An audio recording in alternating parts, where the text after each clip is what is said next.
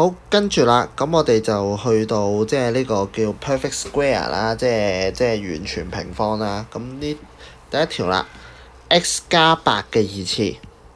咁咧，我哋首先第一樣嘢會做到咧，根據恒等式咧，就會係 a 二次加2ab 再加 b 二次嘅。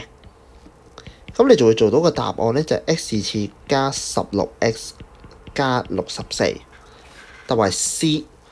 咁但係有啲同學會問嘅，咦？佢兩個二次方喎，一樣嘅喎，咁我哋係咪可以直接兩個彩虹乘法啊？當然冇問題，係咪？即係其實我就覺得呢個更加好添啦，係咪？因為恒等式會有機會記錯，但係你彩虹乘法如果你錯嘅話咧，咁你都應該好大鑊㗎啦，係咪？好啦，咁中間嗰兩個8合埋係咪變成16啊？你會做到同樣嘅答案嘅。